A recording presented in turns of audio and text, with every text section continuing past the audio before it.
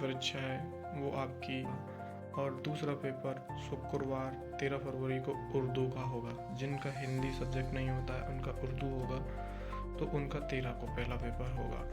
उसके बाद एक पेपर 14 को रहेगा आर्टिफिशियल इंटेलिजेंस AI का। फिर 17 तारीख को पेपर रहेगा इंग्लिश का। उसके बाद एक दिन का गैप है, फिर 19 को पेपर है संस्कृत का। फिर शुक्रवार को 20 को मराठी, गुजराती, पंजाबी, सिंधी और मुखवादिर मतलब जो बच्चे देख नहीं सकते, बोल नहीं सकते, उनके लिए चित्रकला, गायन, वादन, तबला, पंखावज और कंप्यूटर वगैरह के पेपर होगा। मतलब ये एक लैंग्वेज होगी, जैसे हिंदी हमारा उर्दू के सिवा इनमें से कोई एक। फिर 24 को पेपर है एक मंगलवार को, जो गणित का पेपर है। उसके जस्ट 2-3 दिन बाद 27 को विज्ञान का पेपर है, साइंस का पेपर। फिर सोमवार को सामाजिक विज्ञान का पेपर है, जो कि 2 मार्च को होगा। और 2 मार्च को हाई स्कूल की परीक्षा समाप्त हो जाएगी, यानी कि हाई स्कूल की परीक्षा अपनी 11 फरवरी से लेकर 2 मार्च तक चलने वाली है।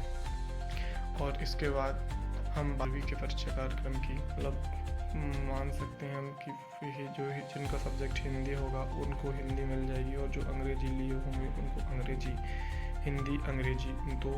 उसके बाद शुक्रवार 13 फरवरी को पेपर होगा भौतिक शास्त्र, अर्थशास्त्र।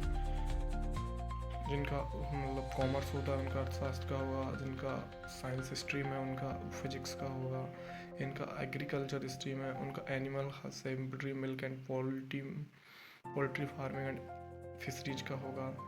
विज्ञान के तत्व और भारतीय कला का इतिहास, मतलब अलग अलग जिन लोगों का जो सब्जेक्ट है उसका पेपर है 13 को।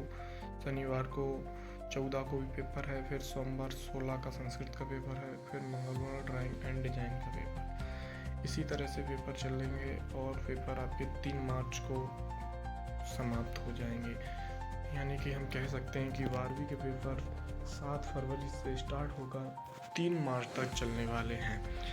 और फ्रेंड्स, हम बात करते हैं कि कुछ महत्वपूर्ण निर्देश दिए हुए हैं। उन्हें महत्वपूर्ण निर्देश दिए हैं कि आपको परीक्षा प्रारंभ होने के 15 मिनट के पश्चात क्लास परीक्षा हॉल में एंट्री नहीं दी जाएगी, तो समय का विशेष ध्यान रखना है। अब हम बात करते हैं कि इतने कम